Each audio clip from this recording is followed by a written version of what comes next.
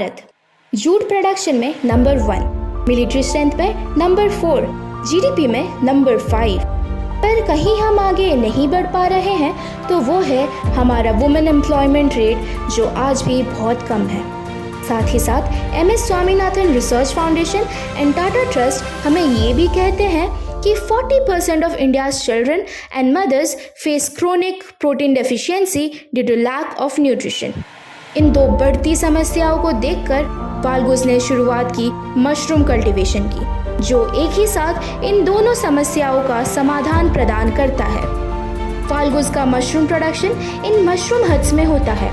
Mushroom huts वो जगह होती है जहां मैन्योर से प्रिपेयर किए गए बैग्स को रखा जाता है और उसकी अच्छे से देखभाल किया जाता है, और कुछ दिनों में इन बैग्स में से मशरूम को हार्वेस्ट किया जाता है। इन मशरूम हट्स में जो मैन्योर आता है वो पराली के उपयोग से बनाया जाता है।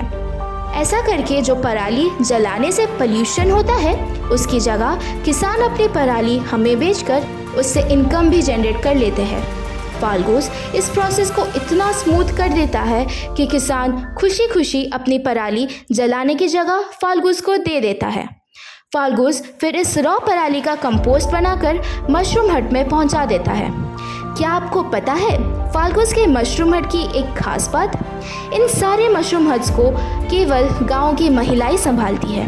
एक मशरूम हट को 4 महिलाएं संभालती है, और इसी तरह इन गांव की महिलाओं को एम्प्लॉयमेंट भी मिल जाता है और फाल्गुस को उसका मशरूम प्रोडक्शन। क्यों है ना कमाल की बात? इस highly nutritious and freshly harvested mushroom को फिर फाल्गुस मार्केट पहुंचा देता है ताकि बढ़ती प्रोटीन की कमी को एड्रेस कर सके। इस काम को और बेहतर तरीके से करने के लिए Falgus is now developing different kind of mushroom products.